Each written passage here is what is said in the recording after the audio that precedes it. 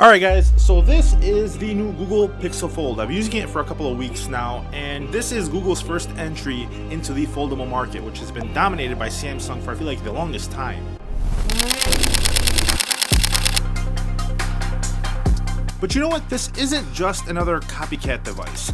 The Pixel Fold sets itself apart with a spacious front display, a remarkably slim design, and of course, pixel quality cameras. I can confidently say that the Google Pixel Fold is probably one of the first folds that I can actually envision myself using on a day-to-day basis. The software is intuitive, there's going to be updates, a ton more. It's got a 7.6-inch display. Now this display isn't fully optimized for every app out there, which we're waiting for updates on some, Facebook, Instagram, stuff like that. But for now, I can actually see myself using this phone for pretty much everything. Now as far as performance goes, it holds its own, right? Kind of like the Z Fold 5, it does have some trade-offs, but at $1,800 I understand it's a lot to take in. But at the same time, this phone didn't just enter the foldable market. It came out swinging. Let's cover design. The Fold comes in two colors, porcelain and obsidian. Porcelain does look dope and the model does pop more, but the black model has a sleek presidential vibe going for it.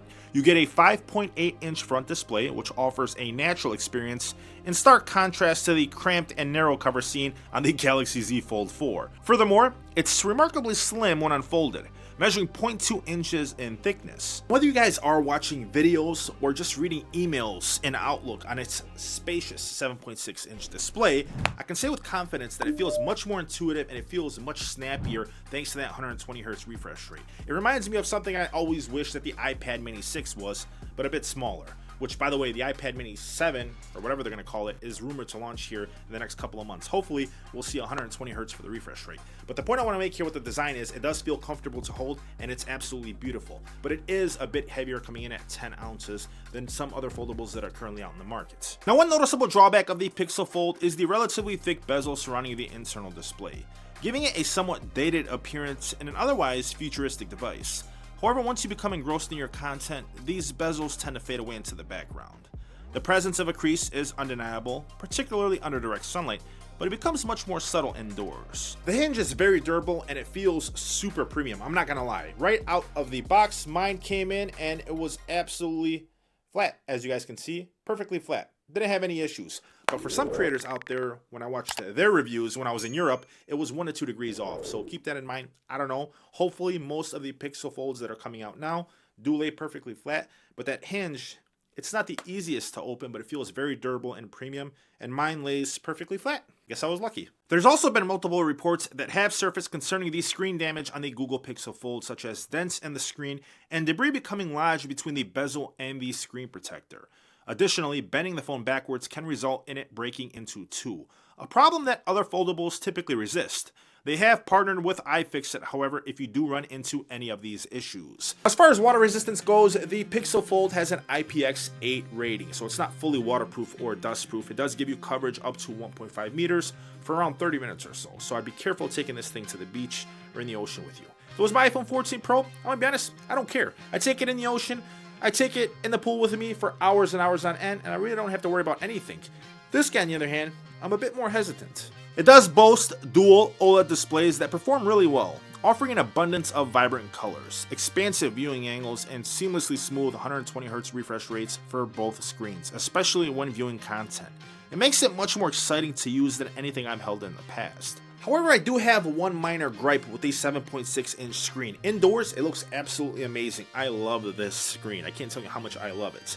But outdoors in direct sunlight, I was just in Toronto for a few days, and I was using this thing for pretty much everything. Outdoors, it did make it a bit hard to see some stuff on the main display. So if you are someone that plans on using this in direct sunlight, just notice that some stuff will be a bit harder to see. So make sure you guys turn on that adaptive brightness for the full functionality of that screen. But when you have it turned up to the max, it's good. Not too bad. The inner display does manage to reach an impressive peak brightness of 1000 nits, surpassing the Galaxy Z Fold 4's 905 nits. In contrast, the exterior 5.8-inch display on the Pixel Fold outshines with a peak brightness of up to 1172 nits, surpassing the Z Fold 4's 870 nits. For software, the Pixel Fold streamlines multitasking thanks to Google's ingenious software design. A quick swipe up reveals a handy dock, allowing you to effortlessly run apps side by side. To engage split screen mode, simply drag an app to either side of the screen and once in this mode, you can easily switch sides with a double tap or adjust window sizes by dragging the middle bar. A long swipe from the bottom of the screen brings up your paired apps. While I appreciate how Samsung keeps the dock perpetually visible for those who prefer it, overall the Pixel Fold's approach is both clean and user-friendly. Tabletop mode also shines during video calls. I had a productive conversation with my partner in one window while managing email and Slack in another.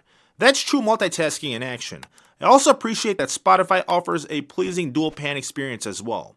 However, some apps like Slack do feel like stretched out mobile versions, which I'm sure with updates will only get better over time. But overall, I feel like the Pixel Fold's approach is both clean and user-friendly. Like I mentioned earlier, some apps don't go ahead and fully utilize the screen and don't fit. Facebook, perfect example. It doesn't fit this way. It has black bars on either side when it's not split. But if I go ahead and take the phone and flip it this way, the orientation fits just fine. So it's up to you guys. For me, Google, YouTube, stuff like that, the ones I use the most, Outlook, fit perfectly fine. Facebook, not so much. But at the same time, you shouldn't be on Facebook all day anyway. That's my opinion.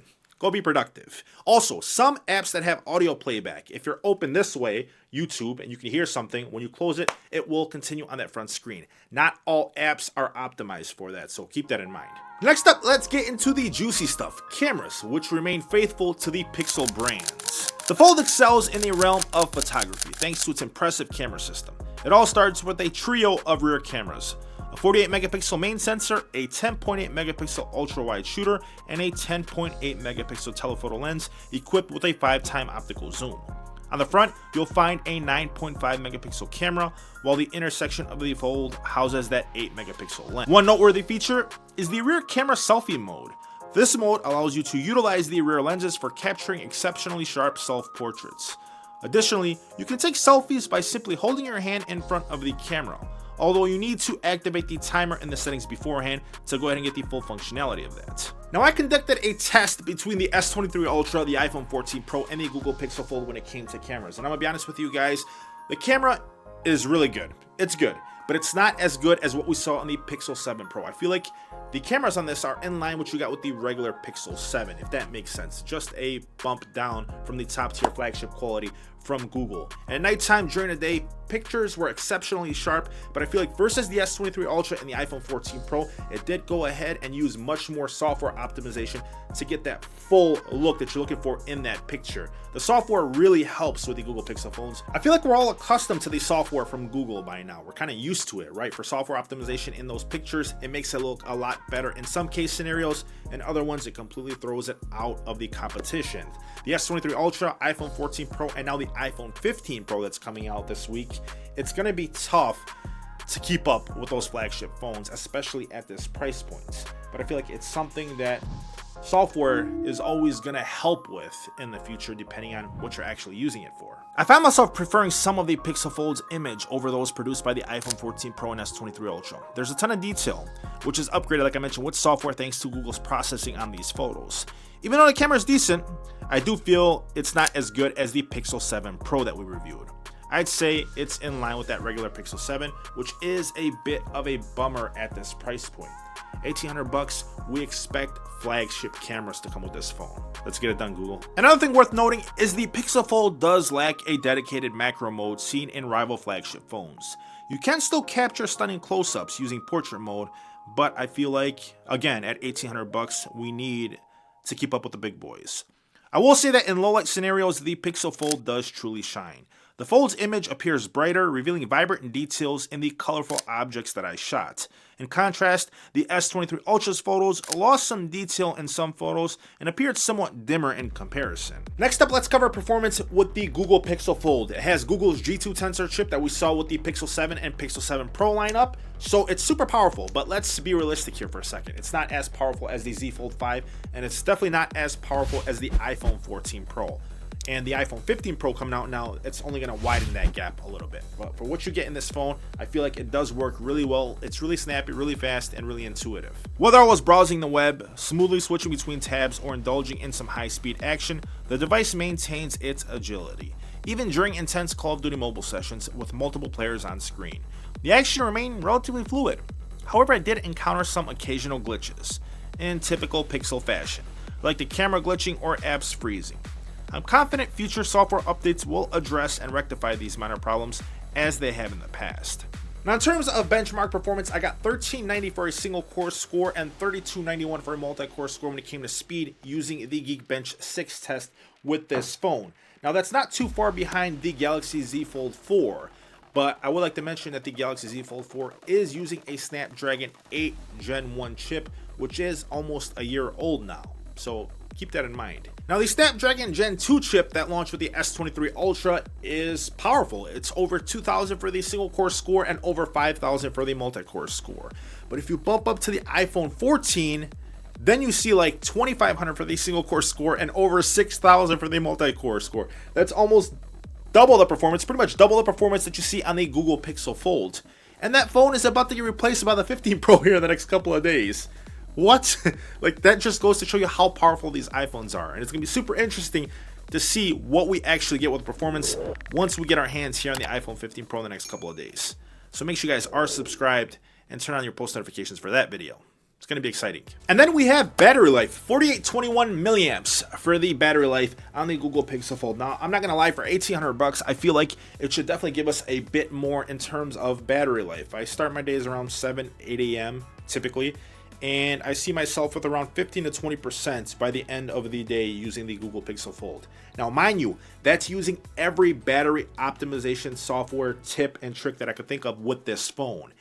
And also, that's with me using primarily the front screen on this phone. If I go ahead and open it to the main screen, I could see this thing dying by 4 or 5 p.m.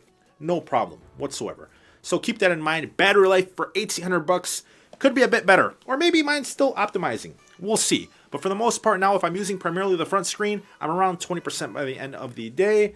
But if I'm using that big screen, it's going to be gone by 4 or 5 p.m. So have a handy charger next to you. It does offer 30-watt fast charging, so no problem there. The Pixel Fold undoubtedly comes with a steep price tag, but it offers a remarkable level of versatility. In fact, the more I use this hybrid device, which seamlessly combines a mini tablet and smartphone, the more I felt like I was gaining an advantage with the vast capabilities that the Pixel Fold brings to the table. I particularly appreciate how effortless it is to run two apps side by side. Now, the overall design exudes durability and sophistication, despite the presence of a relatively large bezel on the inner display.